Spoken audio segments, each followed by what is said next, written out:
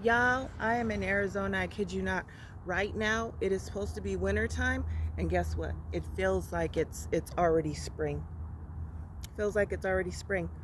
Some people are walking. Well, look at me. Do I need a jacket? No, I do not.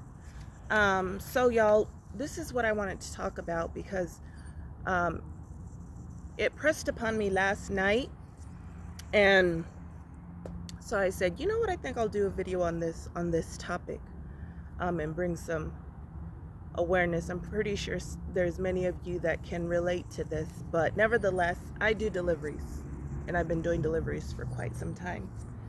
And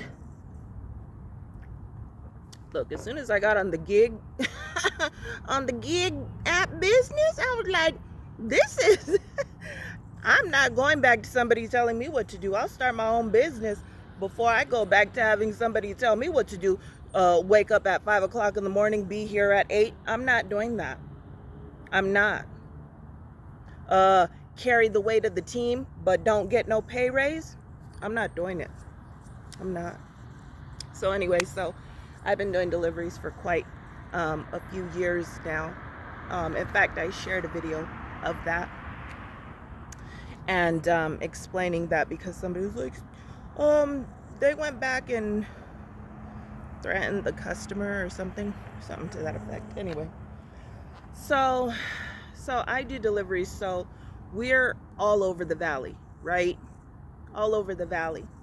And I do deliveries for a lot of the gig apps, right? All kinds of different merchandise. And not people, though. I do not transport people. I don't want people in my vehicle. So, nevertheless, there's this convenience store. In fact, I talked about it when I rescued the homeless girl. So there is this employee, he's a black male, and we're about the same age, in our 50s, right? And he's not an attractive man. At our age, he's not an attractive man. And I noticed, so for this particular business, they are required to say, like, to welcome you, welcome the customers in, right? And so I noticed that he doesn't greet me. So the first time I was like, I just brushed it off. I was like, could be a fluke, But then I started observing, and I kid you not, and this is exactly how it goes. I walk in, another woman will walk in 2 feet behind me, 2 seconds behind me, right? He'll be like, hey, how are ya? Good to see ya. He does all of that. But he does it where I know that he's intentionally being rude to me, right? Being cruel, intentionally being cruel to me, right? And being gracious to them, if it's real, because it's not. You know what I'm saying? It's Memorex. He's basically putting on a show to make sure that I know that I'm not greeting you. For whatever reason, I'm not greeting you in specific, right?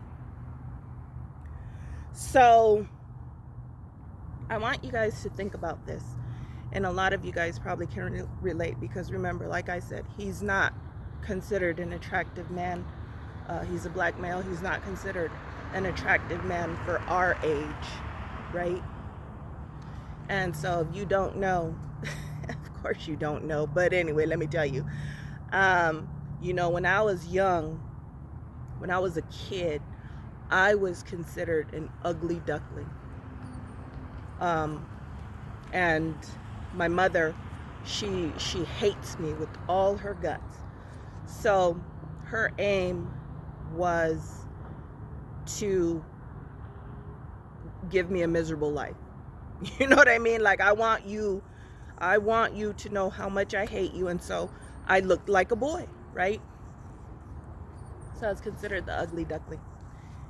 And when God saw fit to transform me in my teen years, like going into junior high school, and transform me into what a lot of people would consider the swan, right? You go from the ugly duckling into the swan, if anybody remembers that childhood story. But nevertheless, so from that point in time, when the Lord saw fit at his perfect timing to transform me, right?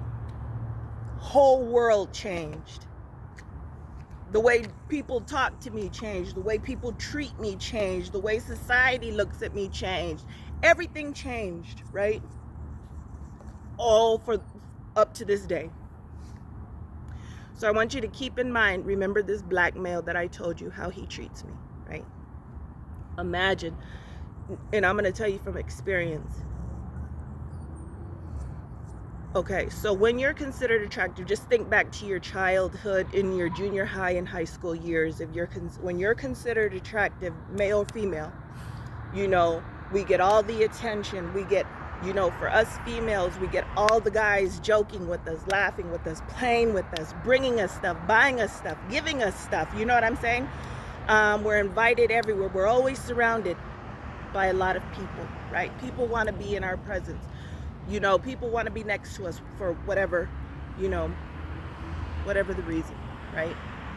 So imagine having that all of your life, but also with the same token, think about the people that didn't have that from their childhood all the way up until now. I'm talking about your teen, junior high, high school, college, university, undergraduate school, you know what I'm saying? Grad school, all of it, right? Okay. Consider this. Teens, 20s, 30s, 40s, 50s, 60s, 70s, and you're still not considered attractive to society, right? People like that often become bitter. And let me tell you something. The unattractive girls bullied me to the core. Bullied me. I was bullied. I was treated so cruelly by females. And then I was treated cruelly by males who were not attractive, that were attracted to me, but I'm not attracted to you because you know, So imagine that, right? And what I've learned at this age is that people that are unattractive all their life, and I'm not saying this out of vanity. I'm not saying this out of arrogance. I'm just sharing with you what I've observed, because I don't know how to mistreat people. I don't. That's not a part of my DNA. I just don't know how to mistreat another human being. I don't know how to intentionally do that. But I've experienced people intentionally, just like this man that I'm telling you about, right? He intentionally does that. He plans it, he times it, he waits for it, you know, probably dreams about it, you know, but like I said, so imagine that. And so even when I was the ugly duckling, I still couldn't even think of intentionally mistreating anybody else, even as a child. I know some of you are probably like, you're still the ugly duckling. How dare you? Anyway, so this guy, like I said, I've experienced this, and you guys probably experienced it too. I think it's different for men than it is for women. But for women, when unattractive men are attracted to attractive women that are not attracted to them, they don't even, do you know what I mean? Like I said, they become cruel, mean. Now, don't misinterpret what I'm saying. There's a lot of what society considers physically attractive people, but they are nasty, wicked, evil bullies. They're mean, they're arrogant, they're vain, and because they, at some point in time, when it clicked that society considered them attractive, it turned on them, so they turned on others. So they go around trying to throw, try to throw their weight around, and they're cruel. So don't misinterpret what I'm saying, that attractive people can't be cruel people. Quite the contrary. Quite the contrary. Okay? So what I'm saying is that the majority of unattractive people become bitter. They carry this bitterness with them throughout their life. They don't experience the transformation. You know what I mean? So they become bitter and hostile and cruel and mean, and they become bullies. You know what I'm saying? So nevertheless, now imagine this as well, that you're partnered with somebody who's equally unattractive. And the only compliments that y'all get, nobody compliments your boyfriend, your husband, whoever you're fornicating with, whoever your husband or your wife is. Nobody compliments your husband or your wife except the people that know you. And if you go to church, the only people complimenting you are the people in the church that you go to church with that know you. But if you and your wife or your, fornicating partner, whoever it is, if you go someplace out in public, strangers are not coming up complimenting you, right? Imagine living that life. Going through life where society lets you know, you see what I'm saying? For you and your partner. I'm going to give you another example of okay, so at this age, I had to learn this through time, but we perfected it very well, refined it. I had to learn this because of constant attention, right? Both male and female. People that know me and people that don't know me. This goes for all y'all. Constant compliments. So when you come across somebody, you have to know how to give a compliment just as well as you have to know how to receive a compliment. And people that don't get a lot of compliments don't know how to take compliments. I'm going to give you an example. That's a pretty dress.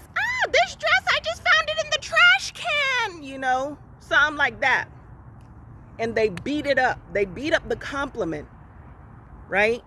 Whereas this is what the result should be. That's a very pretty dress. Well, thank you. And keep it stepping. Don't beat up the compliment. Receive the compliment and keep it pushing graciously, right? And so people that don't receive a lot of compliments, they don't know how to take it. They're immediately, they just attack it, right? And so giving compliments, that you can give a compliment to a man or a woman. You can give a compliment to a wife or a husband, and it's not ever perceived as disrespectful, disingenuous, right? And you do it sincerely, and so a lot of people don't know how to do that, they don't. And so imagine being that person coupled with somebody who you both go through life ignored by society. You don't get no attention. You don't get to play. You don't get to choose. You don't, for the other side of the coin, like I said, attractive people get to avoid a lot of consequences as well. You know what I mean? But nevertheless, if my assessment is correct about this guy, that's what it is. That you've been unattractive all your life, that you've become bitter, you've become spiteful, right? And that's what it is.